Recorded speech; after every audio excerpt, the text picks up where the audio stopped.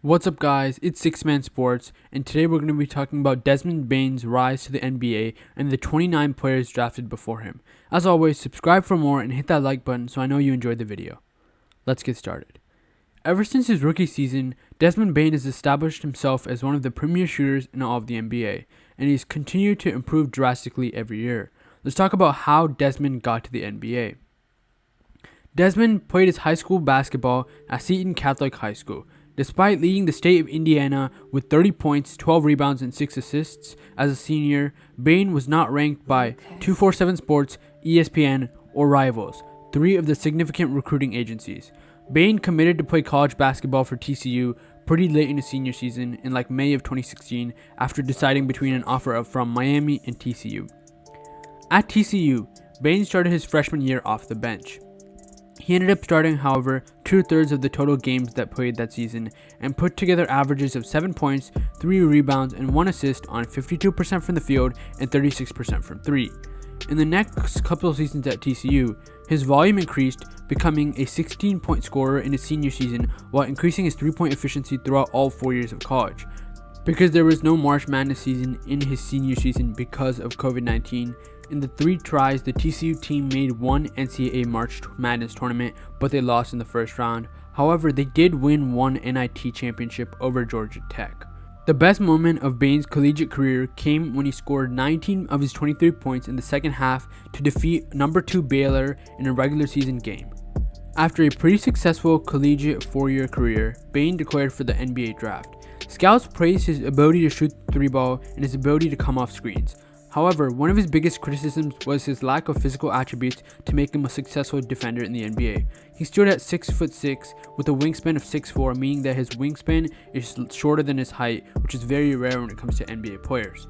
This limited him to the shooting guard and small forward positions, meaning he didn't have too much position versatility. Because the NBA was changing to a shooting-dependent league, Bane's skill set put him in a position to be successful in the NBA for a long time. Compared to other one-and-done prospects who carried high upside but also high risk, Bane played a full 4 years in college and could impact an NBA franchise from the day he got there. Some of his NBA comparisons included taller Gary Trent Jr., Courtney Lee, and Jody Meeks. It's safe to say he surpassed all of these comparisons. Coming to the draft, Bane was projected to be a late first round to early second round pick, and he got picked about where he was going to get projected. He fell to the last pick in the first round, getting drafted by the Memphis Grizzlies. In his first season in the NBA, Bane joined a Grizzlies team with young superstar Ja Morant. He contributed right away off the bench and averaged 9 points on 47% from the field and a superb 43% from 3. Amazing marks for a rookie. Bane was showing that he could contribute on an NBA level immediately, like many scouts and analysts predicted. In his sophomore season, Bane became a full-time starter and took another jump. He increased his output to 18 points per game on similar efficiency. In 2 playoff games against the T-Wolves, Bane hit 7 and 8 threes on great efficiency. Overall for the playoffs, he averaged 19 points on 49% from 3 as the Grizzlies got bounced in the second round by the Warriors. Entering his third year, Bane was looking to cross the 20-point per game threshold and to look to be Ja Morant's co-star for an ambitious Grizzlies squad who was hungry after losing to the Warriors. In the first 12 games of the season, he was averaging an amazing 25 points per game on great efficiency and a career-high 91% from the free throw line and another career high in 5 assists, showing his development as a player and ability to also playmake and facilitate pass to shooting. Then, Bane sprained his right big toe and has been out ever since, and he is looking to come back in the next week or so. Now that we've covered Desmond Bane's rise to the NBA and talked about how he is doing currently in the NBA, let's shift over to the 29 players who were drafted over him and what happened to them. Obviously, that's a lot of players, so I won't go fully in detail for every one of them. With the first pick, the Timberwolves selected Anthony Edwards, and Edwards has become one of the best players in this draft for sure, who's improved as a great finisher and scorer, and is looking to become an all-star for the first time this season, but he's been great, and he's also improved on the defensive end, which is a plus for Minnesota, who's looking to get their offense going, fixing Gobert and Towns together. With the second pick, the Warriors selected James Wiseman, who's shown some flashes recently with the injury of Curry, but really hasn't put it together in a year where we all thought he was going to firmly establish himself as the big man for the Warriors, but he's just been disappointing as a whole. With the third pick, one of the most intriguing prospects in the draft, LaMelo Ball. He had a really good rookie season, one of the best, but hasn't found much help as the franchise player for the Hornets, who are now the 14th seed in the East, and their ceiling so far with LaMelo has been a play-in team. He continues to excel and is one of the best players in the draft. Now the next 7 or so picks have been around average starters, if not a bit more, but nothing special for the expectation that comes with being a top 10 pick. At 4, we have Patrick Williams, who was given comparisons to Kawhi Leonard. He's been a solid defender, but hasn't really put it together on the offensive side, but also hasn't received many offensive opportunities, having Zach LaVine and DeMar DeRozan on his team. But the Bulls could be headed towards a fire sale, and Patrick Williams could get his chance to shine in Chicago. Now we have Okoro, who is similar to Williams, but he has struggled much more, and he's also got worse every year and hasn't been able to shoot a high percentage from the field and is averaging 4 points this year. He's not a starter anymore. He's been falling out the rotation and got replaced by Dylan Wendler and Jetty Osman. At 6, Onyeka Okongwu, a good player and a good backup big man who's good at defense behind Clint Capella, but he still needs to make some improvements to take his game to the next level. At 7, Killian Hayes. I would definitely say him and Okoro are definitely considered the busts of this draft, but time is ticking for Hayes, who finally has his chance to shine with Cade being out for the full year, and he has to take this opportunity. At 8, Obi Toppin for the Knicks, a good rotational player, a good dunker and finisher, but he plays mostly off the bench. Denny Avdia at 9, a good rotational player, a solid defender and playmaker from Israel, but he hasn't really started and hasn't really made an impact. At 10, Jalen Smith. He was passed on by the Suns, but has found a home in playing some good rotational minutes in Indianapolis. 11, Devin Vassell. Having a breakout year this year, definitely I would say a top 5 to 6 player in this draft class, and he's been good as a Spurs trade away DeJounte Murray, great defender, and putting together his offense, averaging good numbers. At 12, another one of the best picks in this draft, definitely a top 3 player in this draft as well, one of my favorite players, Tyrese Haliburton. Great playmaker and facilitator, definitely an all-star, was acquired by the Pacers in the trade for Sabonis, looks like a top 3 player in this draft for sure, and he will improve immensely. Kira Lewis Jr., definitely a bust, played a bench role for the Pelicans, not good efficiency, didn't pan out, now in the G League.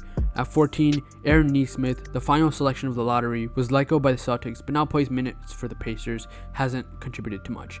At 15, Cole Anthony, a solid guard and starter for the Magic. And then at 16, Isaiah Stewart, part of the Pistons' young core, really young like I mentioned, good defender, and he can get physical like we saw with LeBron. At 17, Alexei Pokusevski, a very intriguing prospect, hasn't broke out, he doesn't really have the strength to be extremely successful in the NBA, and he hasn't shot well from the field, which we thought was one of his biggest strengths. At 18, we have Josh Green, who's a good 3-and-D player for the Mavs, but he had a limited role his first 2 years, but he comes off the bench this year. 19, Sadiq Bey, a great shooter, has good durability, having a down year this year, but I'm sure he'll bounce back. At 20, Precious Achiuwa, a good defender who was included in the sign and trade to the Raptors for Kyle Lowry. He can shoot a little bit, but hasn't had the best season this year, plagued by injuries. At 21, we have one of the best players in this draft, Tyrese Maxey, definitely a top 5 player for sure in this draft. A big 3 with Harden and Embiid, having a breakout year, scoring really well, but currently is injured.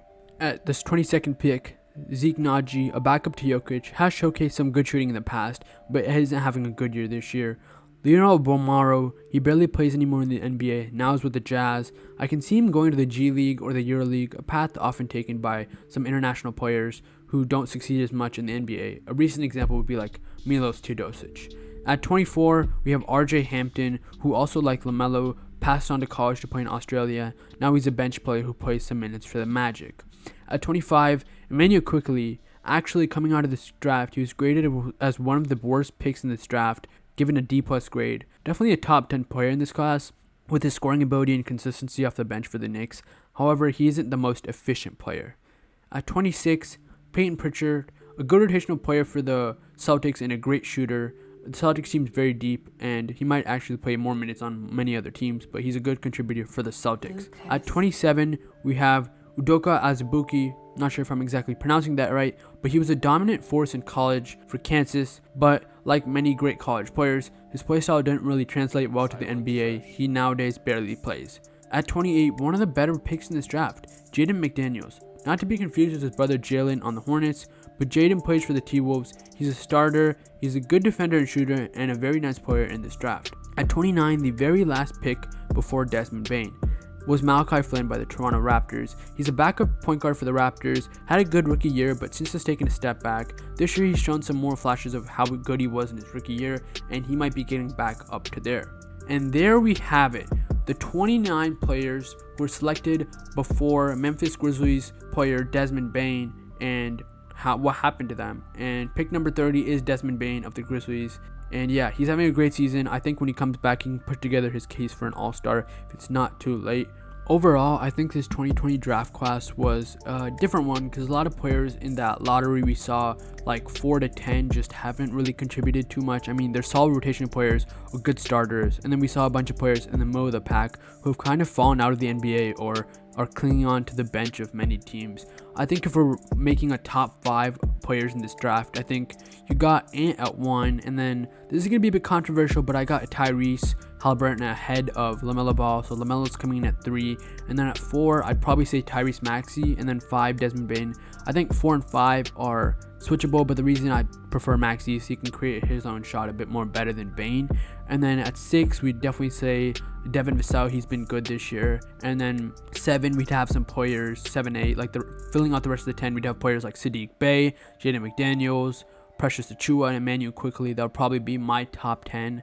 I think the last 4 were like not really in order, but that'll probably be my top 10 players for this 2020 draft class. And as you saw, most of them are actually not in the lottery, which shows a lot how weird the NBA draft can be. Hope you enjoy, and let me know if you want similar videos. Desmond Bane is a great player. He's going to be one of the best shooters in the NBA future. And yeah, thank you guys. Bye. Hope you enjoyed.